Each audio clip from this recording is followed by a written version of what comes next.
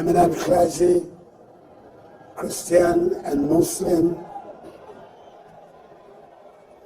the President of the Republic of Côte d'Ivoire, our special guest, His Excellency Alassane Ouattara, First Lady, Vice President and Second Lady, Madam Chief Justice and spouse, the representative of the chairperson and other members of the Council of State, Chief of Staff of the Office of the President and officials of the Presidency, Eastern Regional Minister, Ministers and Deputy Ministers of State, Members of Parliament, Metropolitan, Municipal and District Chief Executives, leaders of political parties, the Chief of Defense Staff, and service chiefs of the Ghana Armed Forces, the Inspector General of Police, heads of other security services, men and women of all the security services,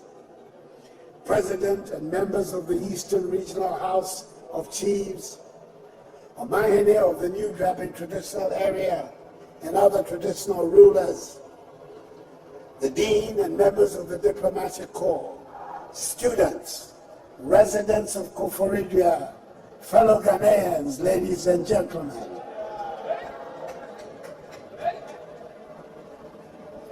Fellow Ghanaians, let me start by welcoming our special guest of honor, the redoubtable president of our western neighbor, the Republic of Côte d'Ivoire, His Excellency Alassane Ouattara, to the formal celebrations of the 67th anniversary of Ghana's independence. I thank the children from across the country for their excellent march. I thank the cultural troops from across the country on their magnificent display, which is showcasing some of the best of Ghanaian culture. I thank the officers, men and women of the Ghana Armed Forces, the police service, and the other security services for their display of honor, pomp, and ceremony. And I thank them all for their willingness to put their lives on the line to secure the safety of our nation, the peace of our society, and the sanctity of our property. I'm sure it is not too late to extend warm congratulations to you, Monsieur le Président, and your country on staging a most successful AFCON and the dramatic exploits of your national team that ended in your winning the continental competition and being crowned African football champions. ASEC's victory over Kotoko is in the same direction. Congratulations to you, to Côte d'Ivoire, and to the elephants. As we all can see, this year has begun with the victory of the elephants.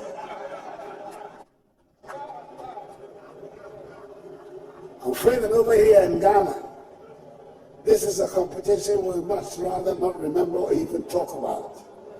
But Ghana and Côte d'Ivoire are good neighbors, and we cannot begrudge your excellent performance and learn from the many lessons that AFCON 2023 has to teach. Welcome to Ghana, Monsieur le Président, and thank you very much for honoring our invitation and joining us for our independence anniversary celebrations. Ghana is your home. The relationship between our countries is as it should be, for we share a common boundary, a common history, and a common culture, including common languages, and as we would both say, Akwaba. We're greatly honored by your presence, and we pay homage to your distinguished leadership, preeminent in the annals of contemporary Africa, which has brought your country back from the chaos of a painful civil war and its aftermath, back to the stability and prosperity that have been traditionally associated with Côte d'Ivoire. The strong bonds of friendship and cooperation that have existed during our respective tenures of office are evidenced by two key developments. First is the agreement for strategic partnership that was entered into by President Ouattara and I on 17th October 2017 during my first year at the presidency, which has paid off, especially in the cocoa sector, by enabling our two countries to coordinate our policies over cocoa, of which we are the world's biggest producers, accounting jointly for some 65% of global output. This has been of considerable benefit to our respective farmers, who have received the highest price per bag of cocoa in our respective histories. The other is the mature manner in which the maritime border dispute between our two countries was settled by the Maritime Court in Hamburg. The elevated stance of statesmanship shown by President Ouattara ensured that its result in Ghana's favor was peacefully accommodated by Côte d'Ivoire. Mr. President, we thank you very much. My dear compatriots, fellow Ghanaians, the theme chosen for this year's Independence Day celebrations is our democracy, our pride. And I welcome all of you to Koforidua, the capital of the Eastern region, which is hosting the celebrations this year.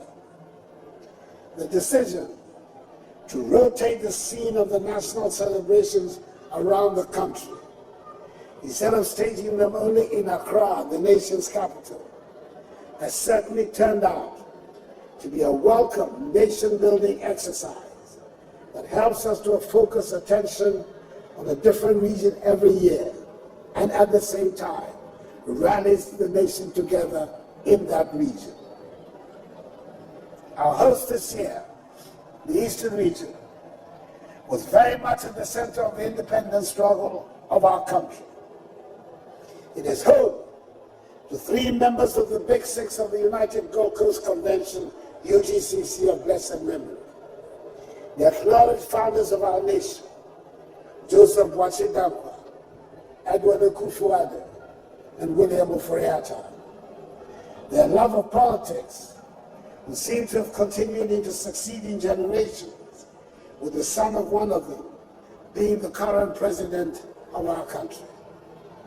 The other members of the Big Six were Emmanuel Binanti, Ebenezer Akwaje, and Kwame Nkrumah, who together with George Alfred Pargrant, R.S. Blay, Kwabena Kese, Francis Awona Williams, Ni Kwabena Bonnet, Boycott Hini, and others, were the successors of the early generation of nationalists, such as the members of the Aborigines Rights Protection Society.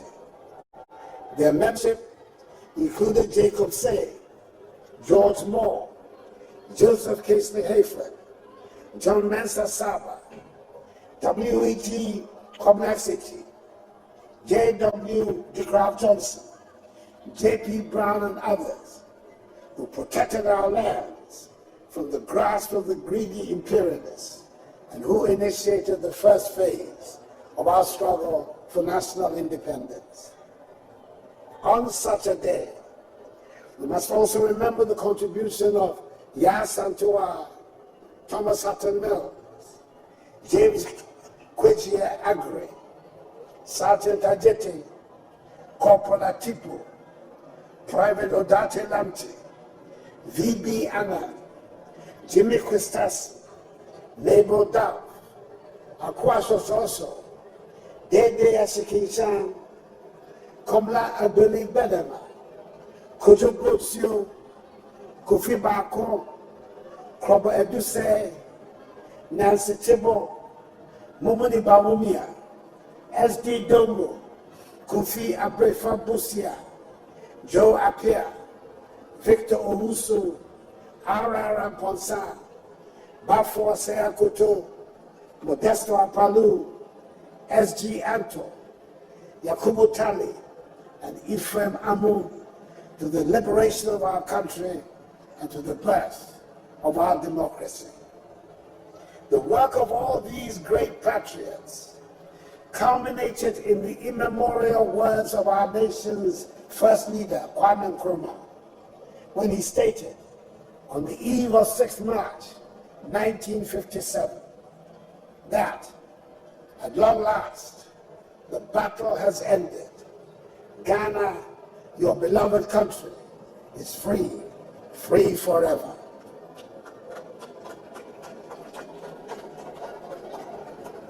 Today, the Eastern region is, of course, not the geographic east of Ghana, but it retains the nomenclature from the colonial days, when it was the eastern border of what was the Gold Coast colony. The region is the most heterogeneous in our country and a microcosm of Ghana, and home to the most diverse of peoples. Over the centuries, the region has attracted citizens from all parts of the country and beyond, who come to work and find a welcome and lasting home. The attraction is obviously the abundant mineral resources and the rich and fertile soils. It is, after all, only a few kilometers from here that the first cocoa farm in the country was planted in 1895, some 129 years ago. And from there, the planting of cocoa spread to other parts of the country and became our leading cash crop.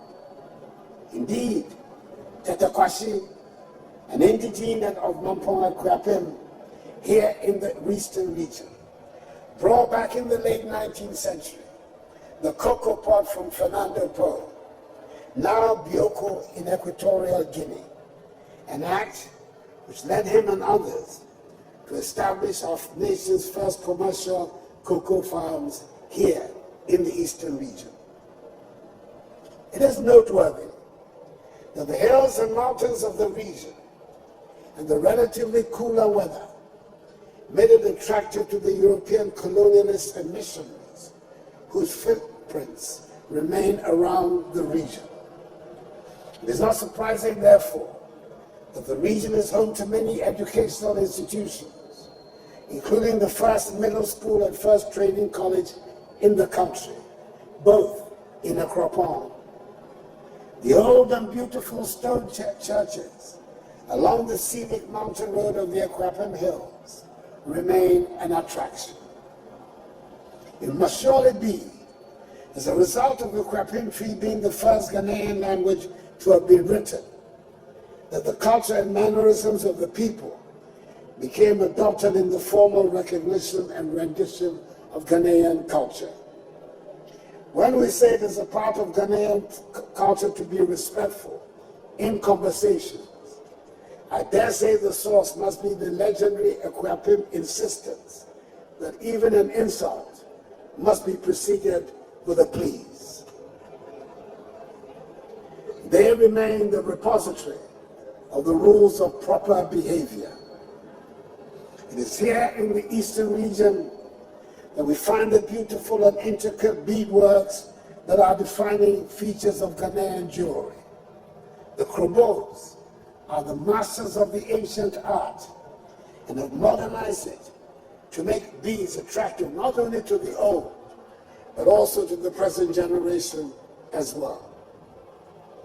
The Eastern region is also the home of the Kwaus, Ghana's unquestioned leading entrepreneurs, and an example to all of us of what private enterprise can achieve. It is furthermore the home of the Achims, the single biggest ethnic group in the region, who founded one of the most ancient states of Ghana's history, with an unbroken record of chiefly government dating from the 14th century till today. It is home too of the Akwamus, whose renowned military exploits extended to freeing Christian broadcasts from the control of the Danish. I've mentioned specific groups that make up the eastern region, but as I stated earlier, it is a region where the whole of Ghana merges into a melting pot and lives in harmony, and different groups feed on the strength of each other for the good of the whole. This is the same scenario that is played on the national scene, where different people have come together to form the Ghanaian nation and a national identity for the past 67 years. Fellow Ghanaians, we have good reason to choose as our theme and to celebrate our democracy, our pride, at this 67th anniversary of our independence. We are a democratic nation, and not every country can make such a claim. It is important to note that the democratic system of government we have today was not given to us at independence. More than 100 years of British rule had not prepared us in any way for democracy. There is nothing democratic about colonial rule, and whatever we have today, we have worked out for ourselves. All the defining elements of a democracy that are part of our governance architecture today, we have had to fabricate ourselves. Everything we know about elections today, and we know quite a bit, we have learned through hard practice, and in the past 31 years, we have been stable. We've not got a perfect system, but every time we've had elections during this Fourth Republic, it has been an improvement on the previous occasion. We have still a lot more to learn, especially when it comes to the tolerance of opposing views. But we also know that we dare not relapse, as there are many examples of countries that have disintegrated into chaos as a result of disputed elections. We know that technology is a useful tool that we must embrace to make the electoral process more transparent. But we're very much aware that technology also now makes it possible and easier for the deliberate manipulation and propagation of falsehood to influence public opinion. When it comes to free speech and the vigorous media as indicators of a working democracy, I believe we can say we are doing well. There's no danger of dissenting voices not being heard on any subject, even though we have still more work to do on elevating the quality of our public discourse. We take our disputes to the courts for adjudication and resolution, and the judicial system operates within agreed and acceptable rules. When we look around our neighborhood, we might be tempted to think that our work is done. But we Ghanaians have never been known to settle for mediocrity. We aim for the best in every field. We should compare ourselves with the best that there is and not settle for anything less. For as long as there is poverty and injustice anywhere in Ghana, our work is not done. On a day like this, we should pay homage, of course, as I have done to our forebears and the elders who fought for independence and worked through the years to establish all that we have to be proud of today. But our attitude should always be that there are better days ahead and work towards that, instead of yearning for some bygone good old days. The greatest challenge remains the provision of good quality education to all of Ghana's children and young people. We have a lot to be proud of, but we have more work to do. I'm happy that through the implementation of the free senior high school policy, we're removing financial barriers to education. unlocking the potential of thousands of young Ghanaians and laying the foundation for a brighter future for our country. This year, we have seen the highest ever enrollment of first-year students into senior high school in our nation's history. That is the figure of 503,000 students, a clear indication of the widespread embrace of the free senior high school policy. We should be able to offer every Ghanaian child the best education there can be. And having completed high school, our children should be equipped with skills that make them prepared to face the modern world. Our schools must prepare our children to be comfortable with science and technology, engineering and mathematics, and ready to compete in the modern economy. Fellow Ghanaians, there's more to preparing a child to face the world than what can be taught in a classroom. And there's certainly more to molding a Ghanaian child than what our hard-working teachers do every day. Too many parents have relinquished the entire responsibility of bringing up children to what happens in schools. I do not refer only to our music, dance, food, language, and fashion that form the basis of our cultural identity. I refer to the values that set us apart as Ghanaians. If we are to take pride in being Ghanaian, there should be a consensus on the values we hold dear, and we should transmit them to every generation. Fellow Ghanaians, I know that we have gone through difficult economic circumstances, but it is clear that we have overcome the worst, and we are looking forward to better times. I wish to make reference in particular to two projects coming on stream that should make a great difference to the economic fortunes of our country. I refer to the successful selection of strategic partners that will work with the Ghana Integrated Aluminum Development Corporation, GIADEC, to build a new alumina refinery and develop mines at Nyinahini in Pasaso, as 3 or 4 projects being executed under the Integrated Aluminum Industry IAI projects. I witnessed the signing of 2 agreements in Accra recently. Firstly, between GIADEC, a wholly owned public entity, and Rockshore International, a wholly owned Ghanaian private company, selected after a rigorous process as a strategic partner to develop a mine at Nyinahini Pasaso. And secondly, between GIADEC and Miscellaneous SA, a leading global industrial and energy company, which entails the development of a second mine at Nyinahini Pasaso and the establishment of an aluminum refinery. We are finally coming to the end of decades of exporting raw bauxite from the country.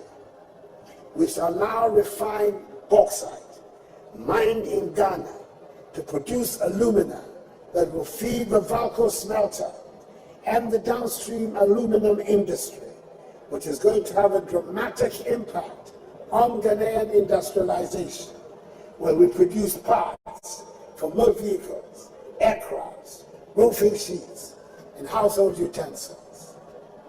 It has taken a long time for us to get to this stage. We've taken the trouble to make sure that we get it right. As an indigene, it is my hope that once litigation over the Atoa forest range in Chebi is settled, we will be able to develop also the Chebi bauxite mine and refinery that will help deliver employment and high-paying jobs for our people, and also ensure integration value addition across the bauxite aluminum value chain. The other major project that is coming on stream, which is bound to make a dramatic change to the economy, is the Addo Salt project, being spearheaded by Electrochem Salt Mine Limited, led by the dynamic Ghanaian entrepreneur, Mr. Dan McCaughey, aka McDan. After many years of disputes, which prevented the exploitation of salt at the site, work has finally started, and salt will be mined on a large commercial scale. With its initial ability to produce some 650,000 metric tons of salt per annum, and expanding its productive capacity to 1 million metric tons this year, and to 2 million metric tons by 2027, at 99.9% purity, the Electrochem salt mine will be the biggest salt-producing facility in the whole of Africa. These are figures that should spell a significant change in the economy and cheer us up. I am optimistic that together with other initiatives of this government, we are on the verge of a breakthrough in our economic fortunes. I must mention another important ingredient in the democratic structure which is needed for prosperity, which is the rule of law. Businesses can only prosper in an atmosphere that guarantees the rule of law. My compatriots, fellow Ghanaians, the rule of law is not an alien concept. It is not something that can be applied selectively. For it to be effective and have a positive influence, it must be applicable to all aspects of our lives and to all of us, on the streets, in offices and workplaces, to junior officials and chief executives, to traditional leaders and members of parliament, to famous artists, sportsmen and footballers, and yes, to the president too. We cannot hope for economic prosperity without adhering to the rule of law. There are few amongst us who equate the freedom that was proclaimed at the arrival of independence with the freedom to ignore the rules and regulations that should guide our lives. Aspirations for prosperity go hand in hand with the discipline necessary for the rule of law. Fellow Ghanaians, on the day we celebrate our nationhood, we cannot and should not leave out a reference to the physical state of the land that constitutes Ghana. We cannot claim to love Ghana when we treat with such disdain and total careless abandon the forests, the rivers, the vegetation, the creatures, and the soils that make up Ghana. The Almighty has been kind and generous to us, and our beautiful land deserves to be treated with tender, loving care. Unless we change how we treat the land, future generations will not recognize the Ghana they read about in the land we bequeath to them. I stay firm in my conviction that extracting the minerals we have been blessed with should not lead to the destruction of the forests and rivers. We should all dedicate ourselves anew to taking care of Ghana. I must at this stage reaffirm government's continued commitment to providing the support for victims of the recent extensive flooding in downstream communities in the Greater Accra, Eastern and Volta regions, caused by the spillage of the Akosombo Dam last year, and necessary action which was taken to maintain the dam's structural integrity. As set out in the 2024 budget, government has set aside 220 million cedis, of which 80 million cedis has already been released by the Ministry of Finance to support the ongoing rehabilitation efforts for the affected communities. Government will stop at nothing to restore normalcy to the lives and livelihoods of all affected persons. Fellow Ghanaians, on Friday, 8th March, the 13th African Games will be officially opened in Accra, and we shall be playing host to 53 African nations that will participate in the Games. We've gone to a lot of trouble and expense to be able to stage the Games, and we are expecting them to be successful. I'm looking at our guest of honor, President Alassane Ouattara, and I wonder if I should draw some parallels. He has also just staged the AFCON 2023, which was postponed to 2024, instead of the scheduled 2023. The Games here too should have been held in 2023, but were postponed to 2024. Football attempts to attract more attention, and therefore the AFCON in Côte d'Ivoire dominated the headlines for the 1 month it took place. The Ivorian national team, their elephants, defied all odds and won the competition. I am not promising a Ghana clean sweep of track and field. That would be a miracle, but I'm promising a happy and exciting month for all our visitors. We in Ghana know how to set the lead. We did it in 1957, when we were the first African nation in sub-Saharan Africa to gain independence from colonial bondage. We have got other firsts with doubtful boasts, but we have always managed to get out of difficult situations with amazing grace. We owe it to ourselves and to the rest of Africa to be that shining black star. We owe it to ourselves and to the rest of Africa to continue to have a democracy of which we can be proud. And we owe it to ourselves and to the rest of Africa to be a prosperous nation. And we are getting there, and we shall get there. Happy 67th Day Independence Day celebration to all of us. And may God bless all of us in our homeland, Ghana, and make us great and strong. I thank you for your attention. That was the 67th Independence Anniversary Address by the President of the Republic of Ghana and Commander-in-Chief of the Ghana Armed Forces. Thank you, Mr. President.